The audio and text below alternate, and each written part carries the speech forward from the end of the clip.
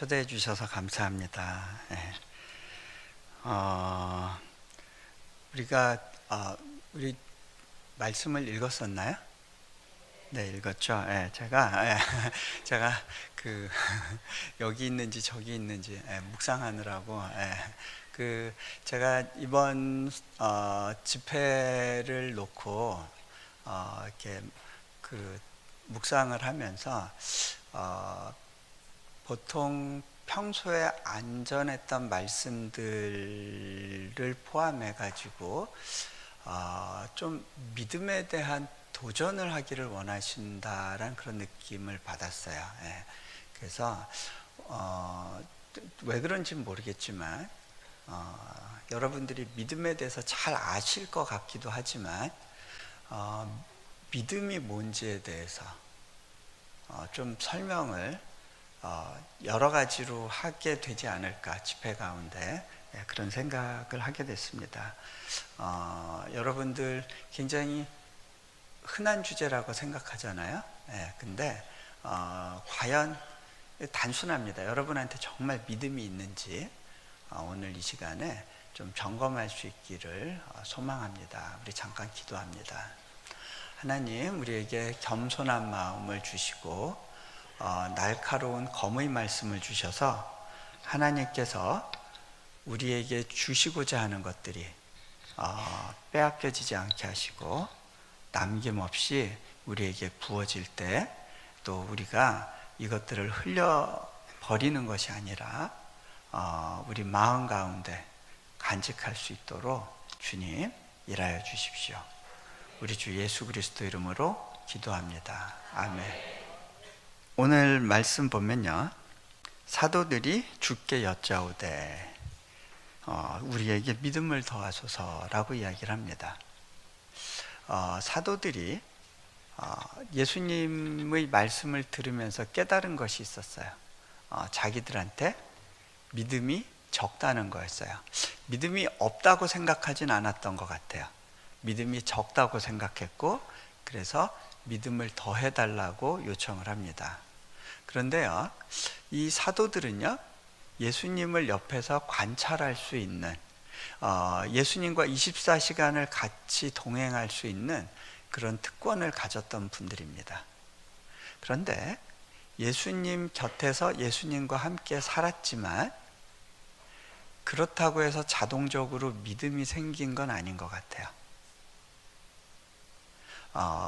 제자들이 깨달았어요. 믿음이 없구나.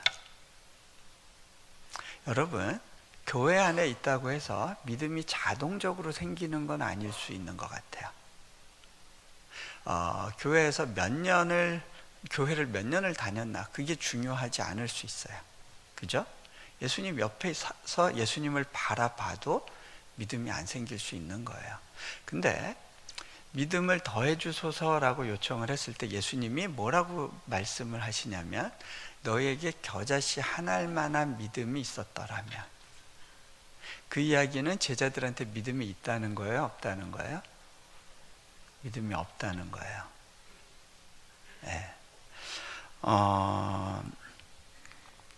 이 믿음이 뭘까요?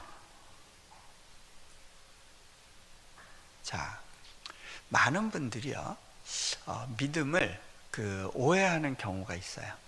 그것을 단순히 지적인 동의라고 오해를 해요.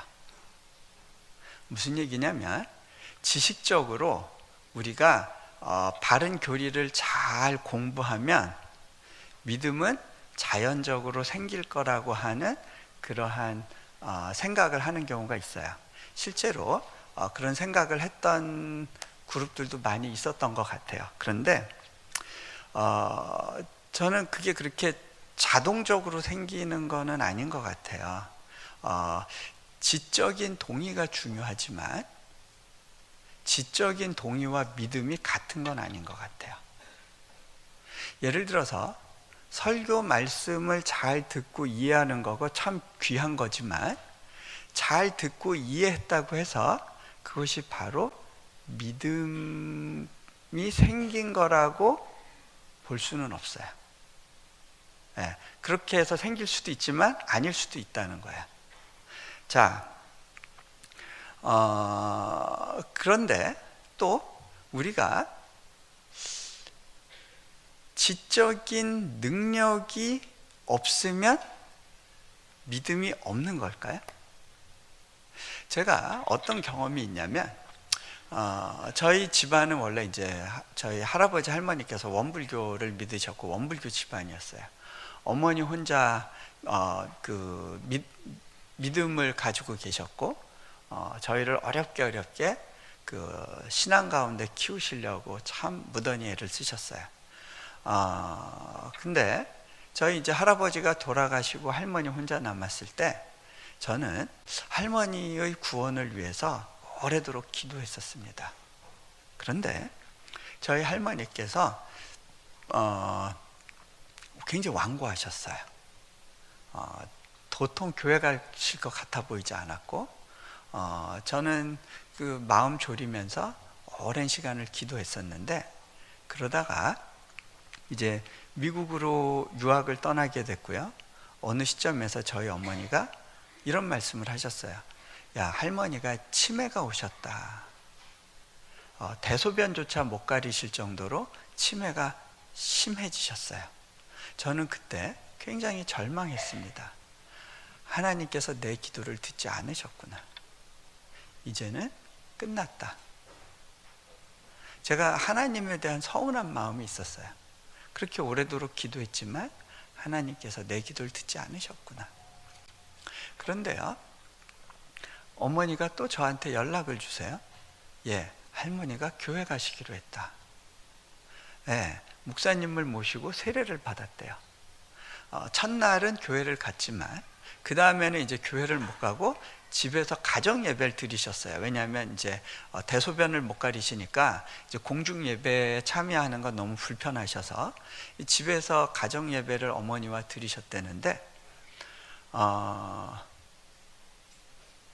저는 그때 무슨 마음이 있었냐면, 노인이 나이가 들면 마음이 바뀐다고 그러는데 이건 마음이 바뀐 거지 할머니한테 과연 예수님을 믿는 믿음이 들어간 것 같지는 않다고 생각을 했어요.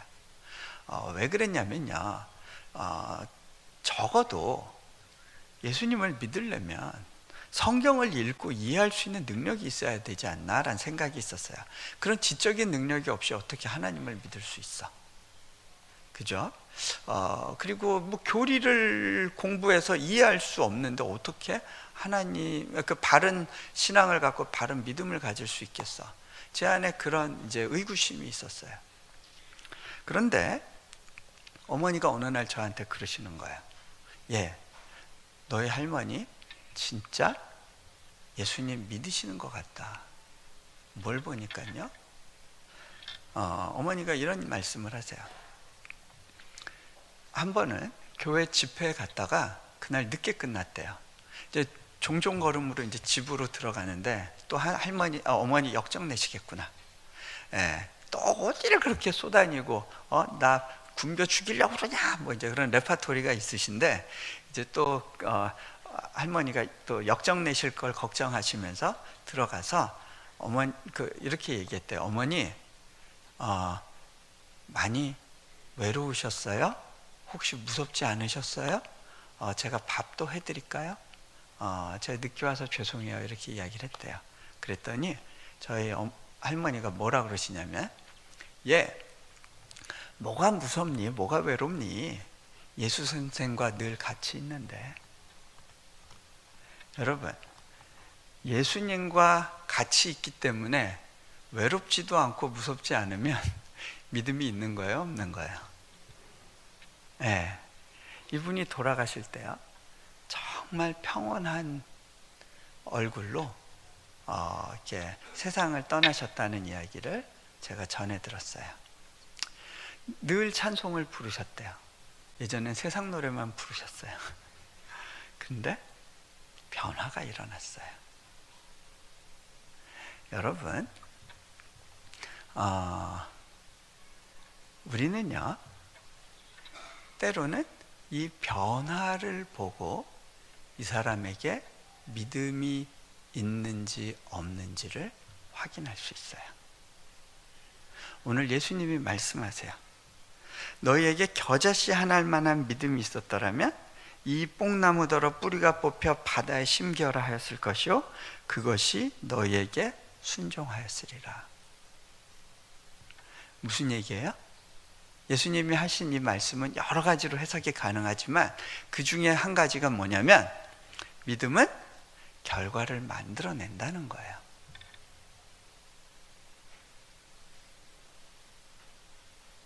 믿음은 역사하는 능력을 갖고 있다는 거예요. 그죠? 네. 제가 한 가지 더 예를 들어 드릴게요. 저희 집에 이제 아이가 4명이 있어요. 근데 저희 집의 셋째가 인도네시아에 들어갔을 때 굉장히 예민해 있었어요. 성격이 굉장히 거칠어지고 동생을 막 괴롭히곤 했었어요. 자, 그때 이제 아이가 힘들었던 거는 그런 부분이 있었던 것 같아요. 저희가 인도네시아에 들어가기 직전에 저희 집에 넷째가 태어났어요. 이 셋째가 그 왕자의 자리에서 내려와야 되는 거예요. 막둥이 자리에서 이제 내려와서, 그리고 또 인도네시아라는 새로운 환경에 들어가니까 예전에 자기를 사랑해주고 친하게 지냈던 사람들하고 이제 끊어진 거죠. 근데 아이가 그거에 대한 굉장한 이제 불안감을 느꼈던 것 같아요. 엄마 아빠랑 떨어지려고 하지 않고 엄마 아빠가 기다려라 할 때 그거를 못 참고 기다리질 못했어요. 그러다 보니까 어떤 문제가 생기냐면, 교회에 와서 아내는 그때 이제 그 잠옷실을 이용하고 있었는데, 아내는 이 잠옷실을 통곡의 방이라고 불렀어요. 거의 한 15년간을 그 방 안에 늘 갇혀 있어야 됐어요. 그러니까 그 외국 교회를 가면 상관없는데 한인 교회를 가면은 이제 다 잠옷실로만 이제 가 있어야 되니까 15년 동안 저곳에 갇혀서 이제 예배 드리느라고 정말 힘들었는데, 이제 애들 둘을 데리고 예배 드리는 건 실은 불가능해요. 그렇죠? 예. 예. 보통은 하나만 데리고 있으면 어떻게든 예배에 집중할 수 있는데 둘이면 안 돼요. 그래서 아이를 뭐 영아부, 유아부 이런 데 이제 떨어뜨려 놓으려고 그러면 애가 난리가 나요. 울고불고 막 떼굴떼굴 구르고, 어느 날은 교회 갈 때부터 울기 시작해서 차에서 내리면 막 그 기둥 붙잡고 엉엉 우는데, 지나가던 장로님이 보기 딱 하니까 좀 달래보려고 사탕 같은 거 이렇게 주면요, 집어 던지고 울었어요. 예, 어떻게 주체할 수가 없더라고요.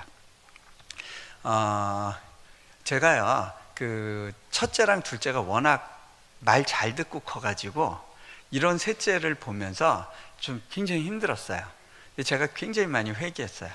예전에는요, 둘만 키울 때는요, 그 교회에서 이렇게 막 말썽 부리고 시끄럽게 하고 그런 아이들을 보면 도대체 쟤는 부모가 누구야? 부모 얼굴을 봤어요. 왜 그랬을까요? 이거 부모 탓이라는 거죠. 우리 애는 안 그런데 왜 당신네 애는 이렇습니까? 이런 거죠. 근데 제가 굉장히 회개했어요. 확실히 아이를 많이 가져야 겸손해지더라고요. 그래서 그게 복이구나 싶은데, 이 셋째 때문에 아주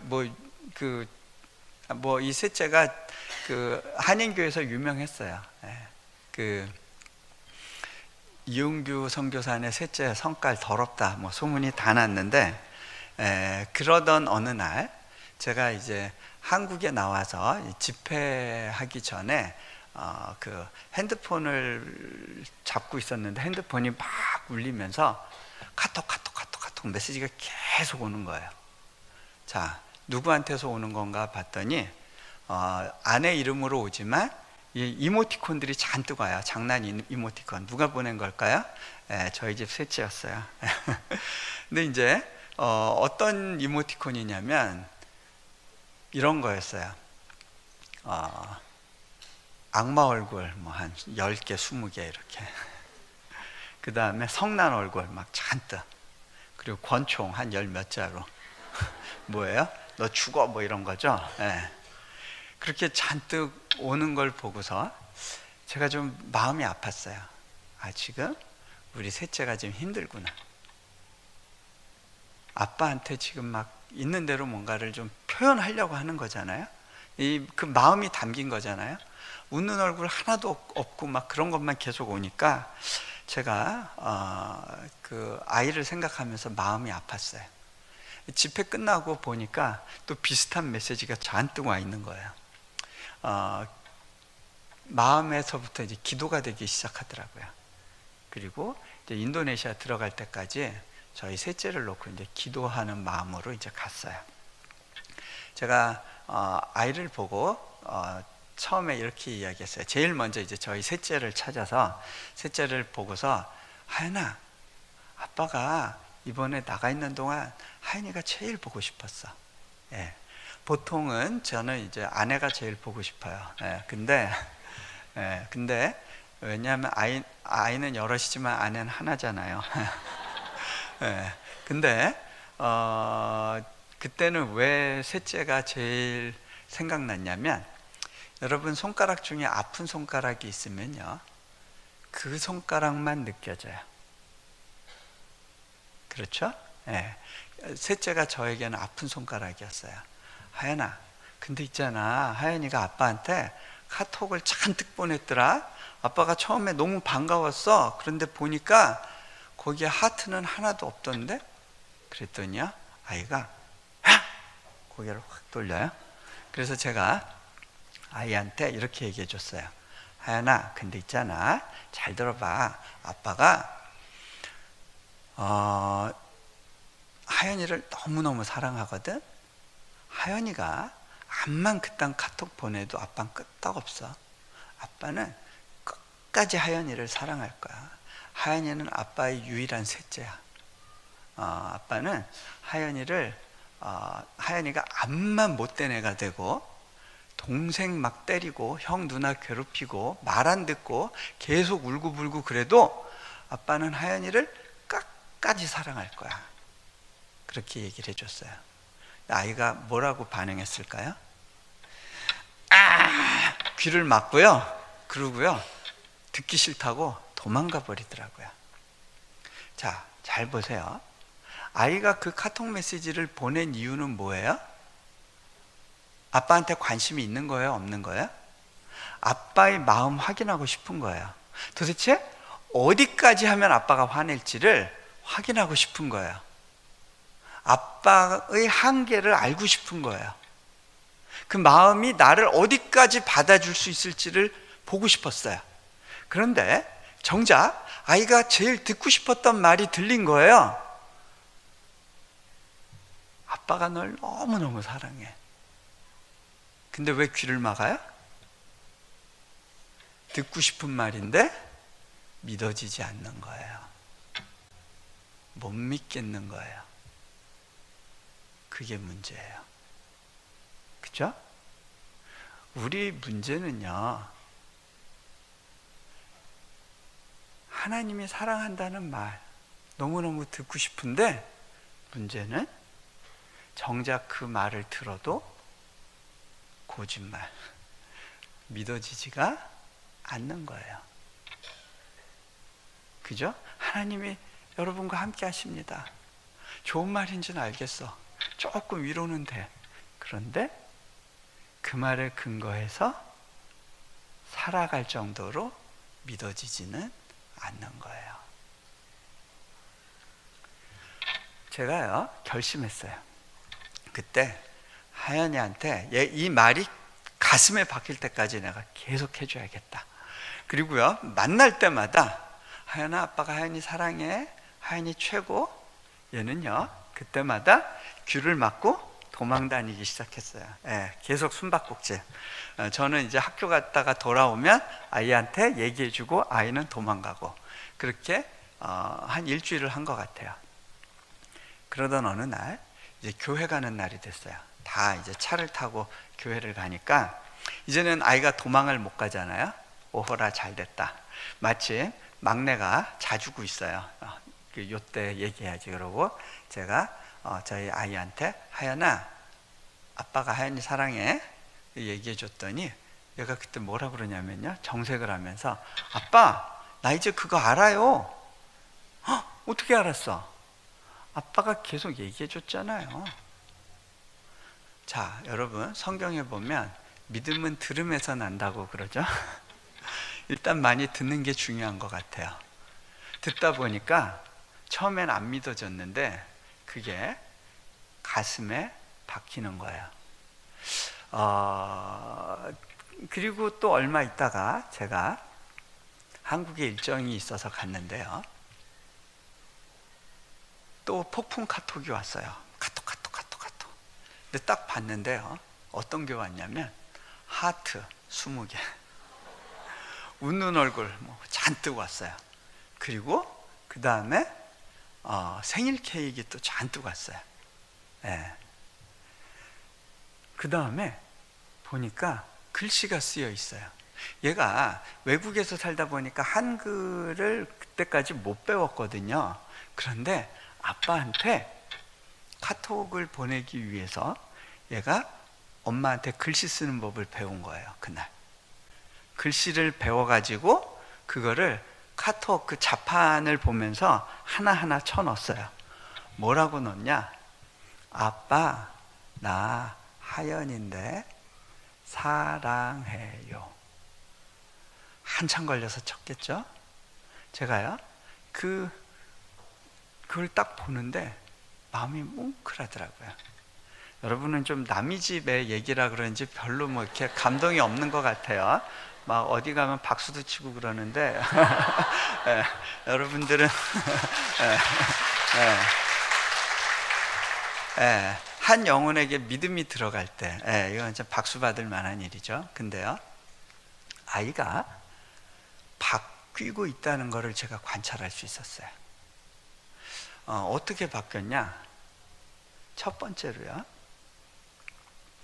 기다릴 줄 알게 되더라고요. 여러분, 믿음과 기다림은 같이 가요. 아이가 예배 시간에 엄마랑 떨어지는 걸 왜 그렇게 싫어하고 울었냐면 다시 만날 때까지 기다려지지가 않는 거예요. 엄마가 동생하고 무슨 짝짝꿍 할지 모르겠는 거예요. 엄마의 마음을 믿을 수가 없는 거예요. 학교 갈 때마다 우는 이유가 있었어요. 유치원 갈 때 우는 이유가 있었어요. 왜? 다시 집에 올 때까지가 기다려질 못하는 거야. 그런데 이제는 엄마 빠이, 아빠 빠이 하고 헤어질 수 있게 돼요. 아주 쿨하게 헤어져요. 그게 가능한 이유가 뭐예요? 믿어지는 거예요. 엄마 아빠가 날 지속적으로 사랑한다는 사실이 믿어지는 거예요. 자, 저기 또 못 믿어서 우는 애가 있네요. 마음이 가네요. 자, 근데요, 아이가 또 뭐가 바뀌었느냐면 동생 때리는 횟수가 줄기 시작했어요. 자, 아예 안 때리면 좋겠지만 그렇게 되지는 않고요. 하루에도 몇 번씩 때리던 아이가 이틀에 한 번, 사흘에 한 번 때리는 숫자가 줄더라고요. 그런 것 같아요.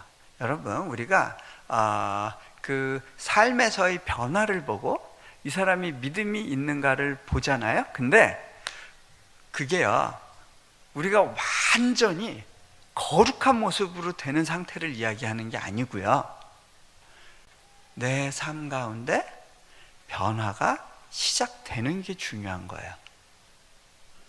그죠? 믿음은 변화를 시작하는 능력이에요. 근데 믿음이 있다고 해서 그 변화가 완성되는 건 아니에요.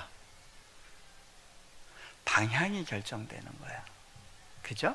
거룩을 향한 방향으로 변화가 시작되어 가는 거죠. 자, 많은 사람들이요, 믿음을 그냥 긍정적인 사고방식으로 생각하는 경향이 있어요. 그런데 긍정적인 사고방식과 믿음은 다른 거예요. 그거는 다른 거예요.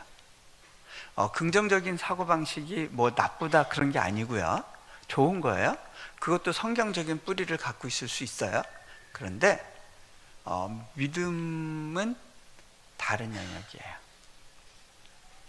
그거는 구체적으로 역사하는 능력이에요. 우리에게 믿음이 필요한 이유는요, 우리가 하나님을 경험할 수 있는 유일한 통로가 믿음이기 때문에 그래요. 죄된 인간이 하나님을 경험하고 알아갈 수 있는 유일한 통로가 믿음이에요. 그 믿음을 통해서 사랑이, 소망이, 그리고 다른 은사들이 자라가게 돼요.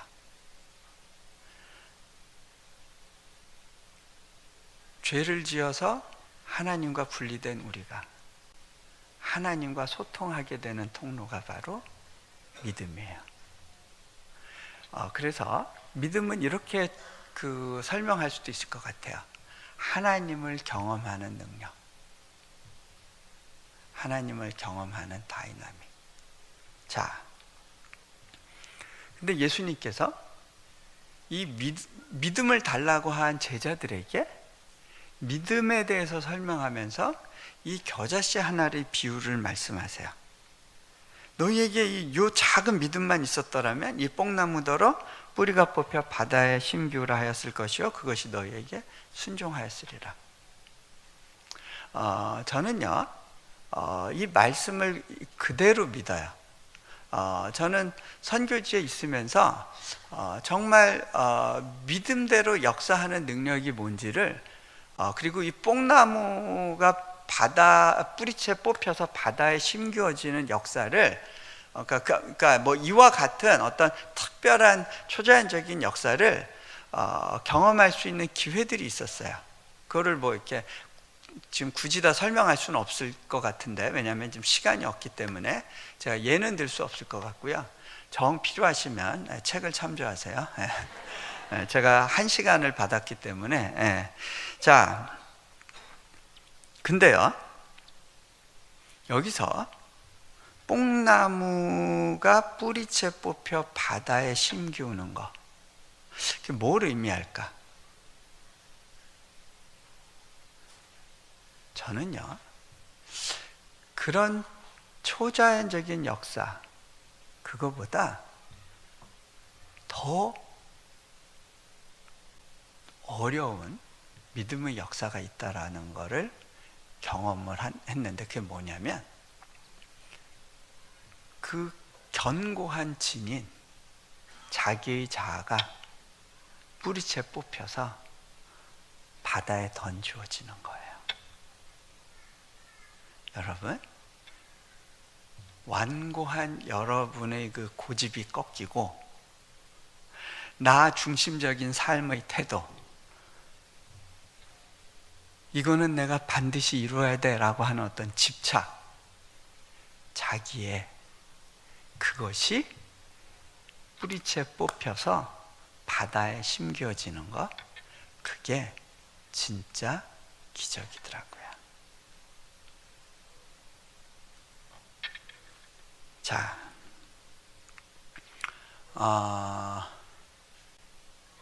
제가 좀 몇 가지 예를 좀 들어드릴게요. 제가 인도네시아로 가기 전도 그렇고 가고 나서도 그렇고, 저희 배경을 잘 모르시는 분들이 있을까봐 조금만 설명을 드리면요, 저는 그 하나님이 선교지로 나가서 섬기라고 하는 어떤 마음의 도전을 주셔서 이제 몽골이란 나라로 들어가서 거기서 이제 선교를 했었어요. 처음에는 제가 이제 한 2년만 헌신하겠다고 하고 들어갔어요. 근데 1년쯤 지났을 때 하나님께서 너 여기 더 있어 주지 않을래? 라고 초청을 하셨고, 제가 하나님 있으라 하는 때까지 있겠습니다 하고 순종했습니다. 그리고 몽골에서 계속 남아 있었는데 하나님께서 그 땅을 떠나라고 하는 그런 마음의 감동을 주셨고, 또 그것에 순종해서 제가 몽골 땅을 떠났어요. 그리고 나서 하나님께서 이제 인도네시아 땅을 보여주셨는데, 인도네시아 땅으로 들어가서 제가 보니까 인도네시아에서는 사역하는 게 몽골보다는 몇 배 더 어렵다는 걸 느꼈었어요. 몽골에서는 그래도 좀 쉬운 편이었어요. 제가 그 몽골 대통령하고도 가깝게 지냈었어요. 예, 몽골 대통령이 그 당시 엘벡도르치라는 분이었는데, 마침 또 그 하버드 대학교 케네디 스쿨 출신이고 여러 가지 연구로 또 영어도 잘하고 기독교에 대한 열린 마음도 있고, 그래서 야당 당수 시절부터 알았는데 이제 대통령이 되고, 그래서 제가 볼 때 이 몽골에서의 사역은 참 쉽게 갈 수 있다라는 생각이 들었었어요. 근데 이제 거기에서 하나님 나오라 그러시고 인도네시아에 갔는데 정말 도와줄 사람은 하나도 없는데 거기에 대학을 세우라 하시는 거예요. 제가 하나님께서 이제 인세로 주셨던 거 몽골에 다 두고, 그리고 다 두고 오라 하시니까 두고, 그리고 인도네시아에 가서 뭐 가진 것도 없고요, 도와주는 사람도 없었어요. 그냥 그렇게 있는데, 인도네시아라고 하는 나라는 외국의 지배를 오래 받았기 때문에 외국인이 뭔가를 주도적으로 할 수 있도록 열어주질 않았고 법으로 촘촘히 막아놨었어요. 네. 그런 가운데 그냥 있으라 하시니까 그 자리에 이제 버티고 있었어요. 근데 그러면 뭔가 좀 이렇게 일이 풀려야 되잖아요. 네, 저는 순종하고 들어갔으니까 이제 하나님께서 내 어깨 위에 날개를 달아주시겠지, 그런 기대를 했었거든요. 막 이제 다니면서 불을 던지면 되겠구나 그랬는데 웬걸 아무것도 할 수 없는 상황처럼 여겨지는 시간들을 지나야 됐어요. 심지어는 비자의 문제가 생겨서 비자를 받지 못하고 그 비자가 연장이 안 돼서 한국으로 급하게 가족들과 함께 들어가야 되는 상황이 됐습니다. 저희 아이들이 막 울어요. 그때는 이제 장학금이 주어져서 국제학교를 보내게 됐었는데, 아이들이 이제 갑자기 한국으로 들어가야 된다니까, 그럼 아빠 내일부터 우리 학교 못 가는 거예요? 우리 이제 기말고사도 봐야 되고 시험 잘 봐서 이번에 좀 좋은 성적 만들어서 나도 좀 기피고 살고 싶었는데 이제 어떻게 되냐고 그러면서 막 아빠한테 징징거리는 거예요. 예. 이 녀석들 뭐 공부하고 하기 싫다고 그럴 때는 언제고 이럴 땐 막 아빠한테 막 협박해요. 그래서 애들 데리고, 그 우는 애들 데리고 이제 한국으로 들어왔어요. 좀 심란한 가운데 저희 부모님 중에 저희 아버님이 이제 좀 믿음의 연륜이 짧고 겁도 많고 걱정이 많으신 분이다 보니까 저한테 계속 뭘 물어보시는 거예요. 너 거기서 뭐가 되겠니? 너희 지금 언제 비자 받아서 들어가는 거니? 너희 언제부터 뭐 학교 시작하는 거니? 뭐 이것저것 막 물어보시는데 제가요 대답하기가 좀 너무 좀 힘들었어요. 그래서 아버지한테, 아버지 제가 알아서 할 테니까요 제발 좀 묻지 좀 말아주세요. 내버려 두세요.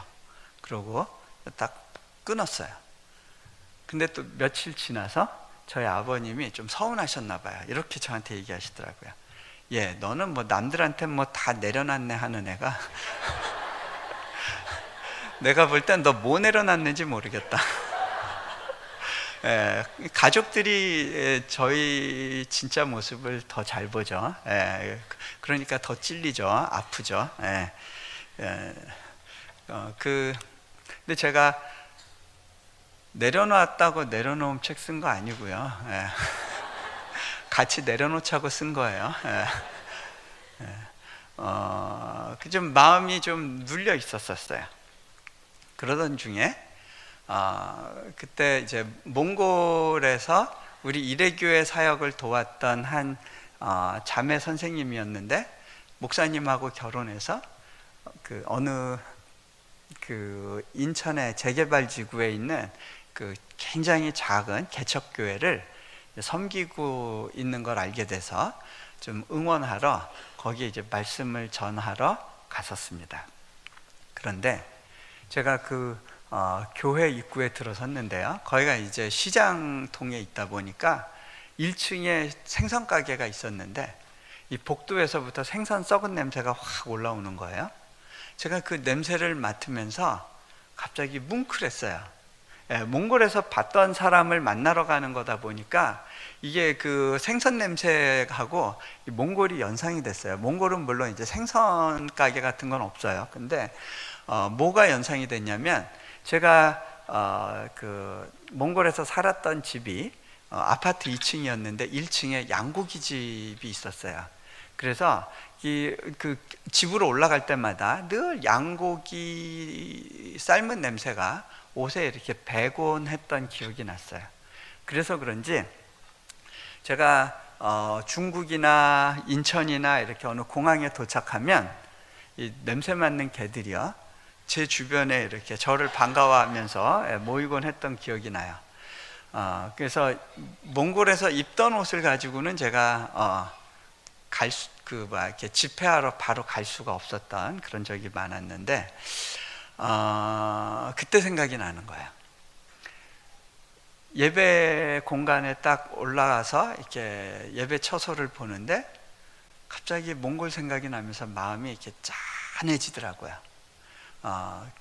기도하면서 예배를 준비하는데, 근데 그때 하나님께서 제 마음을 찌르는 듯한 말씀을 주신다고 느꼈어요. 너 초심을 잃지 않았니? 제가 탁 뭔가에 찔린 느낌이었어요. 왜 그랬냐면요, 몽골에서 사역할 때는요, 뭔가 사역을 잘 해야 된다, 남들이 보고 있으니까 좋은 어떤 모델을 만들어야 된다, 기대에 부응해야 된다, 그런 생각이 없었어요. 그냥 하나님 한 분으로 충분해요. 하나님과 함께 그냥 가고 싶어요. 그게 저희 고백의 다였어요. 저는 그 당시에 사역에 초점 맞추지 않고 하나님만 누리고 경험하면서 하나님이 하라시는 일을 하겠다는 그런 마음이었던 것 같아요. 그런데 어느새 인도네시아에 가서는요, 잘 알려진 선교사로서 뭔가 성과를 보여야 되고 좋은 사역의 모델을 만들어야 되고, 그 다음에 한국 교회, 이슬람 선교의 어떤 하나의 어떤 좋은 돌파의 모델을 보여야 된다라고 하는 그런 부담감이 제 어깨에 있었던 거예요. 다른 사람이 준 게 아니라 제가 얹은 부담이죠. 그 부담이 확 저를 누르고 있다라는 그런 생각을 갖게 됐어요.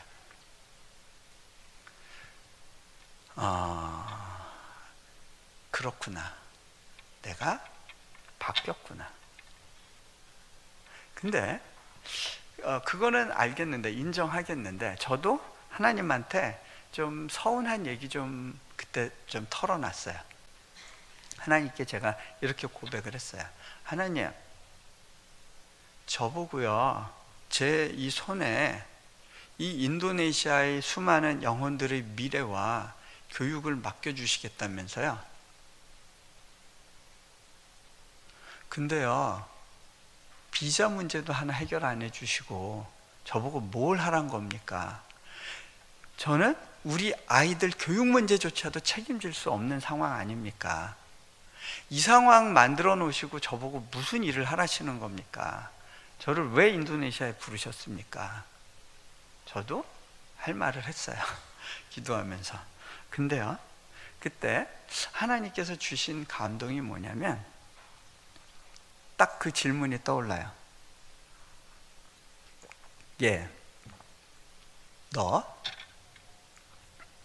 너희 자녀들의 미래를 네가 책임질 수 있니?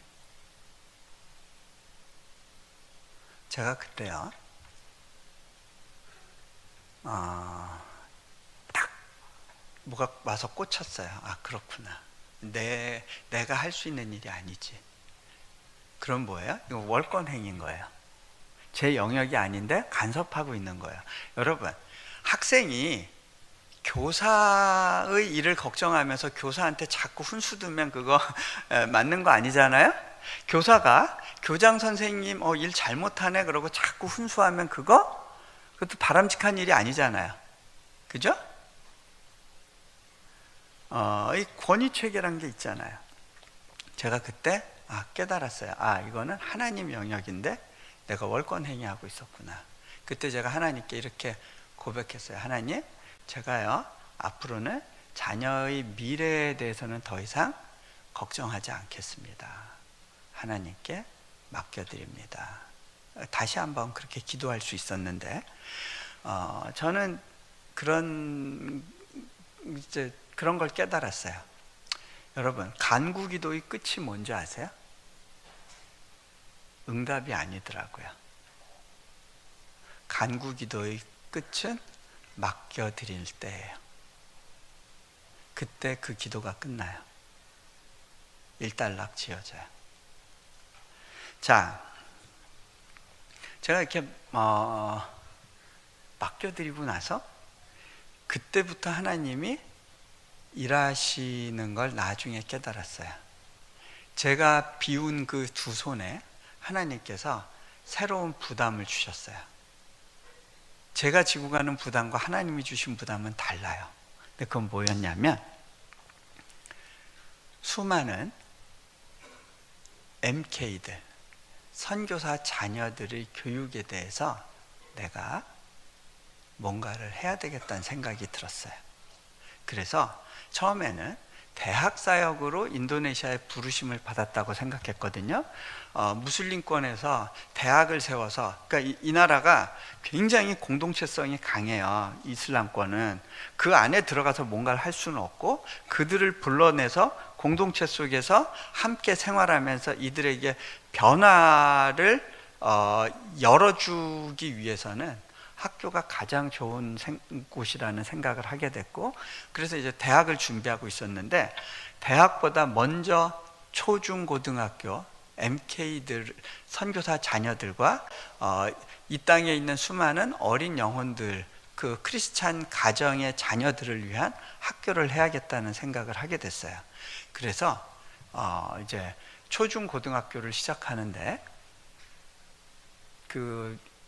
인도네시아 정부가 기독교 학교를 허가해 줄 것 같지가 않았기 때문에 미국의 기독교 교육 커리큘럼을 가지고 와서 대안학교 형태로 시작을 했고요. 우리 자녀들, 그 선교사 자녀들 6명을 데리고 학교를 시작을 했어요. 아이들은 처음에 굉장히 당황했죠. 학생들 많은 큰 국제학교 다니다가 거기 와서 6명이서 같이 공부하려니까 학교 같지도 않고 집에서 시작했는데 힘들었죠. 애들이 입이 이렇게 나왔어요. 얘들아, 너희 손해보는 거 없어. 나중에 감사하게 될 거야. 그리고 저는 그 믿음이 있었어요. 그리고 아이들과 함께 학교를 시작했어요. 왜? 아이들의 미래는 하나님의 영역이라는 생각이 있었기 때문에 그렇게 자유롭게 결정할 수 있었던 거예요. 근데 놀라운 사실은요, 하나님께서 그 시작을 기뻐하셨어요. 인도네시아 정부를 움직여서 법을 새로 만드셨어요. 그래서 인도네시아 땅에 9만여 개의 이슬람 학교가 있어요. 학교 공부의 50%를 이슬람을 가르쳐요. 근데 그거와 비슷한 형태의 기독교 학교를 허가해 주기로 결정한 거예요. 근데 새롭게 시작을 하다 보니까 영어로 하는데, 그리고 미국의 커리큘럼을 따르는데 학생 수가 적은데도 특별히 허가가 나왔어요. 선교사들이 운영하는, 외국인이 하는 학교이기 때문에 결코 정규 허가가 나올 거라고 생각을 안 했는데 허가가 주어졌어요. 허가가 주어지고 그렇게 되면서 어떤 변화가 있었냐면요, 실은 저희 아이가 처음에는 이제 미국에 있는 학교를 가려고 했는데 이 디자인을 공부하려고 하다 보니까 그 학교들이 너무 리버럴해서 한국에 있는 학교 중에 기독교 학교를 가보고 싶다고, 그래서 제가 이제 한동대학교를 데려가 봤는데 그 학교를 가보더니 아이가 그러는 거예요. 아빠, 저 한국에서도 한번 학교 다녀보고 싶은데요. 그래? 근데 너 이 학교 가려면 우리가 아직 허가를 안 받았으니까 너 검정고시 봐야 되는데, 그리고 이런저런 시험 한국어로 다 봐야 되는데 가능하겠니? 한번 해보죠. 근데요, 정부가 학교를 정확한 타이밍에 허가를 내주면서 제가 이제 한국에 나와서 알게 된 사실은 아이가 더 이상 한국 시험을 보지 않아도 된다는 거예요. 제가 아이한테 전화를 했어요. 야, 동현아, 너 이제 더 이상 그거 국사책하고 국어책 가지고 공부 안 해도 돼. 예, 뭐 영어권에서 공부하던 애가 얼마나 힘들었겠어요. 예, 너 더 이상 그거 공부 안 해도 돼. 그게 무슨 얘기냐? 너 그냥 그 12년 특례 적용이 돼서 그 너의 학력이 다 그 한국 정부에서 인정을 받게 되니까, 인도네시아에서 인정을 받기 때문에 한국에서도 인정을 받아서 너 더 이상 시험 볼 필요 없게 됐어. 그랬더니 아이가, 아빠, 난 그거 기도조차 안 하고 있었던 건데 하나님이 이런 것까지 해결해 주세요? 그러는 거예요. 예, 너 하나님의 의리를 뭘로 보고 하나님이 이미 너 앞서서 예비하고 준비하시는 애가 있어.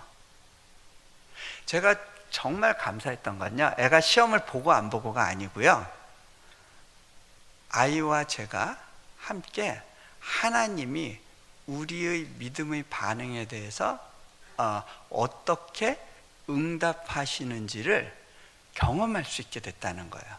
저는 경험이 많이 있었죠. 근데 중요한 건 그 아이의 교육과 미래에 대해서 제가 온전히 맡겨드리면서 아이가 그 과정 가운데 동참할 수 있었다는 것, 그것이 저에게는 굉장히 큰 위로고 기쁨이었어요.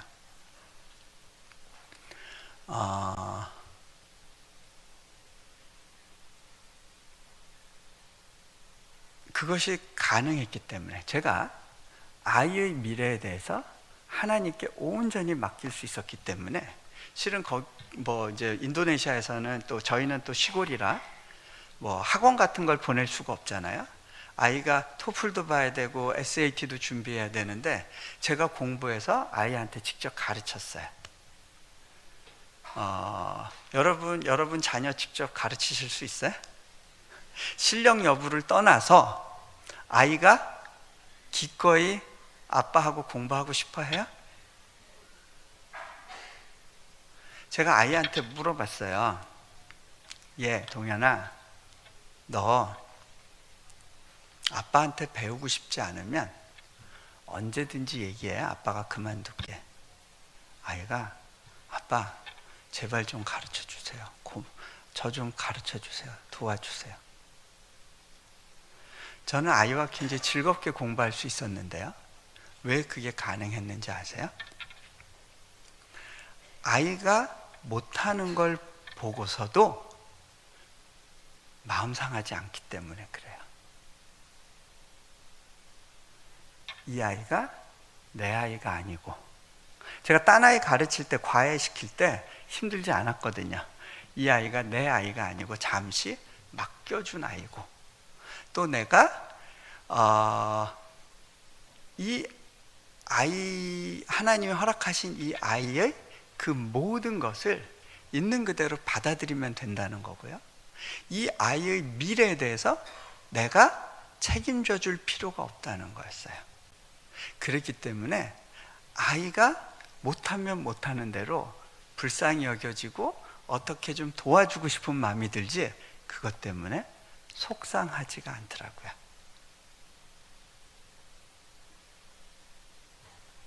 자,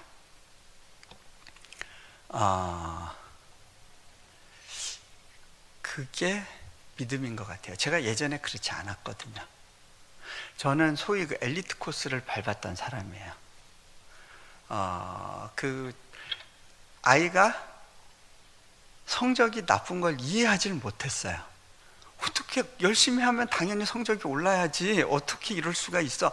제가 아이를 이해를 못한 적이 있었어요. 근데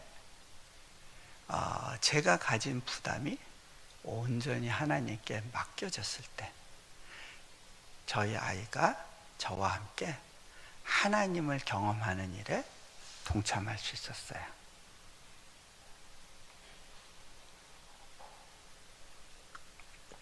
여러분의 믿음은요, 여러분이 자녀들을 어떻게 대하고 있는지, 자녀의 미래에 대해서 어떻게 하나님께 의탁하고 있는지를 보면 대강 알 수 있을 것 같아요.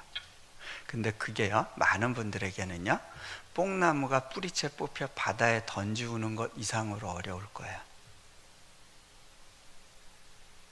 근데요, 그게 일어나지 않는다면 여러분은요, 믿음이 주는 평강과 믿음으로 사는 삶의 그 영광을 경험하지 못해요.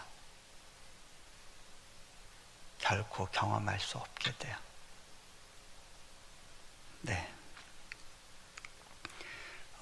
제가 이 이야기를 하는 건요, 내가 잘했으니까 나보고 따라해가 아니에요. 저도 많은 시행착오를 겪었어요. 그런데 하나님이 내 삶에서 어떻게 일해 주시는 분인지를 믿고 나니까 그 어떠한 것도 맡겨드릴 수 있게 되더라고요. 네. 자, 예수님이 그 다음에 굉장히 엉뚱해 보이는 이야기를 계속하세요. 그건 뭐냐면요, 너희 중 누구에게 밭을 갈거나 양을 치거나 하는 종이 있어? 밭에서 돌아오면 그더러 곧 와 앉아서 먹으라 말할 자가 있느냐? 이게 믿음하고 무슨 관계가 있을까요? 네? 이 믿음하고 무슨 관계가 있을까요? 왜 종 얘기가 계속 나올까요? 더 나아가서 도리어 그더러 내 먹을 것을 준비하고 띠를 띠고 내가 먹고 마시는 동안에 수종 들고 너는 그 후에 먹고 마시라 하지 않겠느냐? 좀 서운하죠? 우리를 종처럼 다루시네? 이게 믿음하고 뭐가 관계 있지? 명한 대로 하였다고 종에게 감사하겠느냐? 이와 같이 너희도 명령받은 것을 다 행한 후에 이르기를 우리는 무익한 종이라 우리가 하여야 할 일을 한 것뿐이라 할지니라. 이게 도대체 믿음을 더해달라고 하는 제자들의 요청에 대해서 왜 굳이 이 말씀을 하시는 걸까요? 자, 여러분의 그 자아 중심성이 뿌리채 뽑혀 바다에 던지우는 것, 그게 믿음의 역사라고 했죠?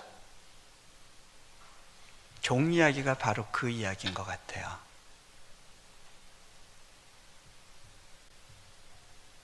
주인이 바뀌는 거예요. 내 자아 중심성이 뿌리채 뽑히고 그 자리에 주님이 주인으로 오는 삶, 그 삶이 믿음의 삶이라는 거예요. 내가 기꺼이 종의 자리에 내려갈 수 있는 거, 그게 믿음이라는 거예요. 정말 믿음 없이는요, 그렇게 사라지지 않아요. 속상하죠.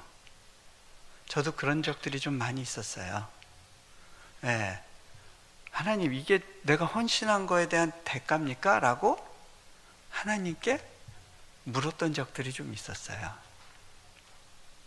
그 중에 한 가지만 말씀드리면요, 제가 한 번은요, 몽골에서 그 대사관을 방문한 적이 있었어요. 대사관에 어떻게 문제가 생겨가지고 대사님부터 싹 다 바뀌었거든요. 근데 이제 저희는 아무래도 대사관 협조가 많이 필요했어요. 그 학생들을 한국에 교환학생으로도 보내고 유학도 보내고 해야 되니까요.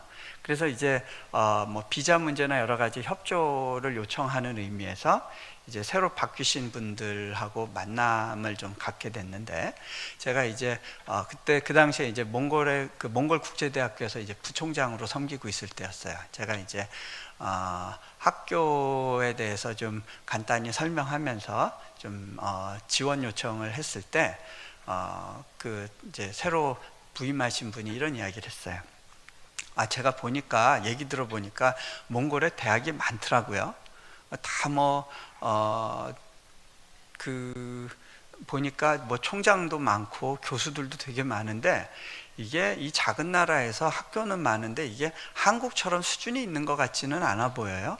한국식으로 생각하면 안 될 것 같아요. 뭐 학교들도 보니까 그렇게 이제 좀 너무 이렇게 좀 이렇게 내려보시는 것 같아서 제가 좀 이제 몇 가지 이야기를 했어요. 근데 여기 한국 분들이 선교를 위해서 세운 대학들이 그렇게 다 허술하지는 않습니다.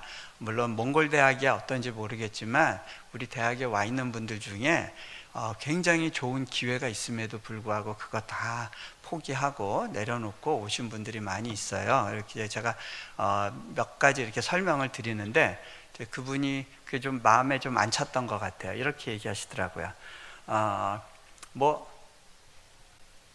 누가 잘났다는 말이나 잘생겼다, 훌륭하다 이런 얘기는 본인 입으로 해선 소용이 없죠.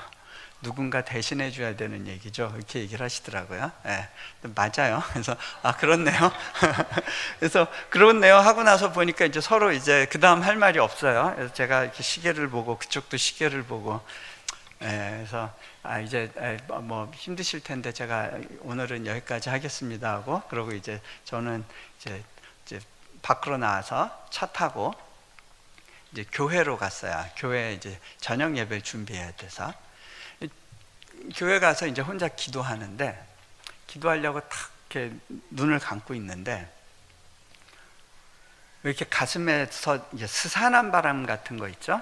그런 게 좀 분다고 느꼈어요. 뭔가 긁힌 느낌? 그래서 제가 근데 이제 하나님이 저한테 야, 너 지금 뭔가 좀 불편한 거 있지? 그거 가지고 예배할 수 있겠니? 이제 이런 마음을 주시는 거예요.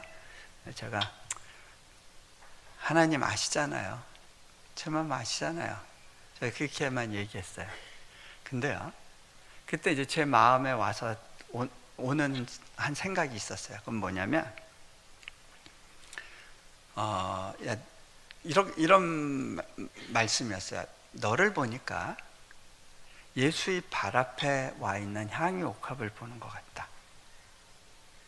그런데 이게 예수의 발 앞에까지는 왔는데 정작 깨어지려 하지 않는구나. 여러분, 옥합은 깨어질 때만이 거기서 예수 그리스도의 죽음을 예표하는 향기가 흘러나와요. 그런데 우리가 신앙생활하면서, 믿음 생활하면서 나의 그 예쁜 옥합을 계속 가꾸는 일만 해요. 그죠? 더 예쁘게, 더 우아하게, 이 착한 내가 더 빛나게.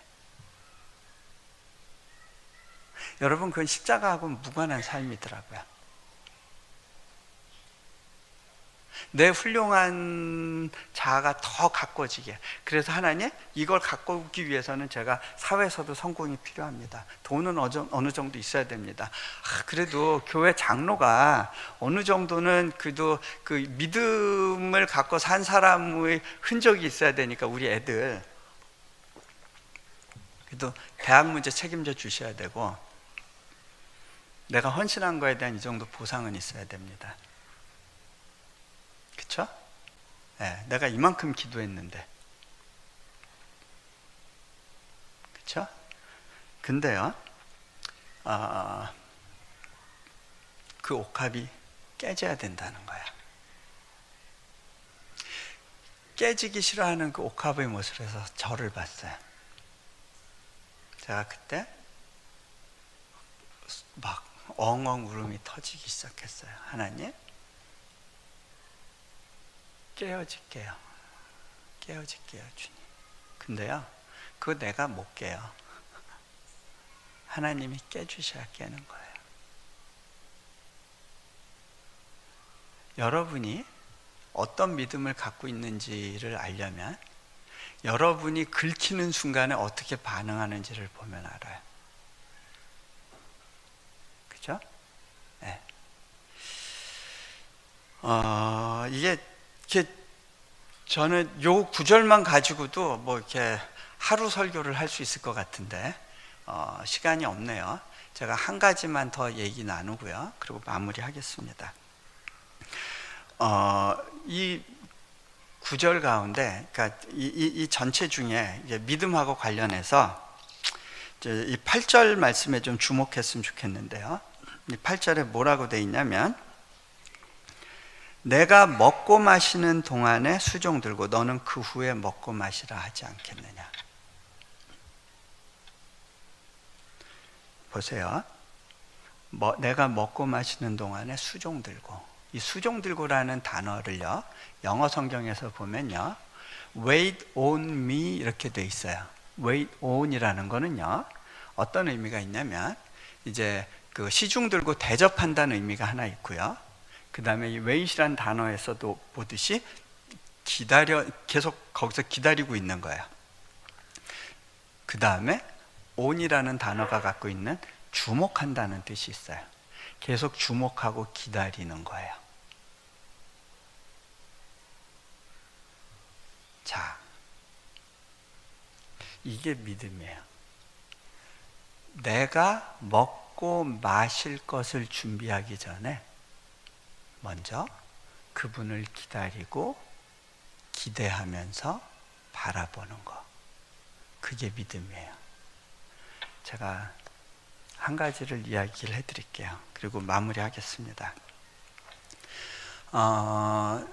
제가 인도네시아 땅 가서요, 한 2년 동안은 이제 언어 배우고 또 몸이 아파서 거의 죽을 뻔했었어요. 이게 뭐가 쉽게 가지지가 않더라고요. 그 땅에서 뭔가를 한다는 게 너무너무 어렵게 느껴지는 시기가 있었어요. 여기서 아무것도 할 수 없겠구나. 이렇게 그 교회가 초청해서 믿고 갔는데 그 교회도 아무것도 하지 않는, 그러면서 모든 걸 저 혼자 해야 되는데 저는 아무것도 할 수 없다고 느껴지는 그런 시기를 지나야 됐어요. 그런 가운데 교회에서 이제 예배 가운데 있었는데요, 그 현지인 청년들이 나와가지고 특송을 했는데, 주 품에 품으소서, 그 찬양이 이제 울리는 거예요. 그 찬양을 제가 듣고 있다가 속으로 이런 넋두린 말을 했어요. 주님, 저도 좀 안아주시면 안 될까요? 저도 좀 품에 안아주시면 안 될까요?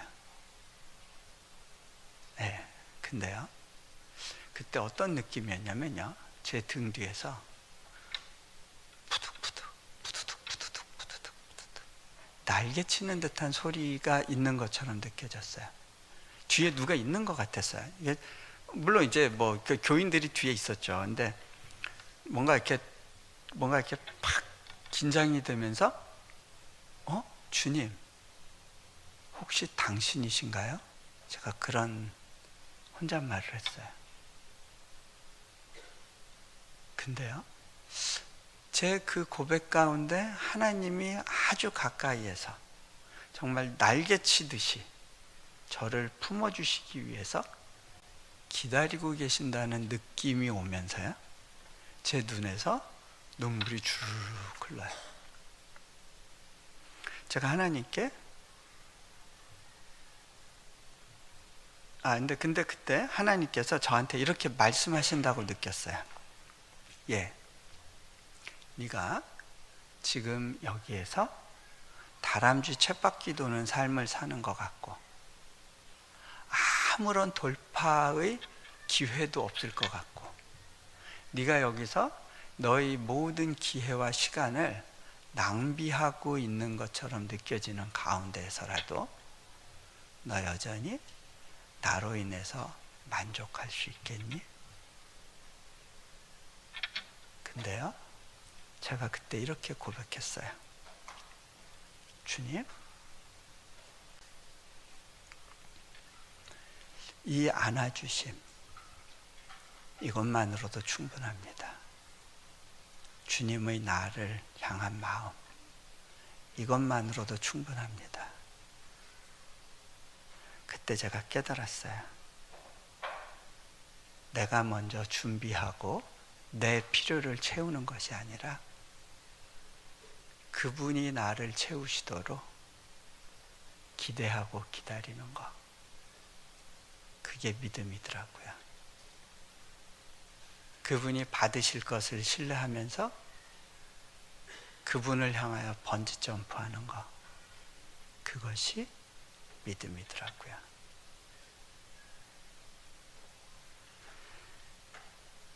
제가 올 9월에 대학교 개교식을 할 때 모임분들한테 이런 고백을 했어요. 제가 이 땅에서 사역을 시작하면서 이 대학을, 이 무슬림권, 세계 최대 이슬람 국가에서 기독교 정신으로 대학을 세운다는 것은 미션 임파서블처럼 보였습니다. 어느 누구도 믿으려 하지 않았습니다. 실제로는요, 교회 장로님들 중에서도 건물이 올라갈 때 그걸 보면서 선교사님, 이게 정말 일어나네요. 저는 못 믿었어요. 제 손을 잡으세요. 아니, 장로님, 대표기도 때 저희 사역 기도하셨잖아요. 그 하나님 길 열어달라고. 실은 기도는 했는데 안 믿었어요. 아, 기도를 해도 안 믿는 경우도 있구나. 그런 생각을 했어요. 근데 그분들이 왜 그랬는지는 이해가 돼요. 현실을 아니까. 근데 제가 그때 이렇게 얘기했어요. 그런데 저는 성공의 기회를 추구하지 않았습니다. 하나님의 영광을 바랐고, 그래서 그 자리에 머물러 있었을 뿐입니다. 그 가운데 하나님께서 일하셨습니다.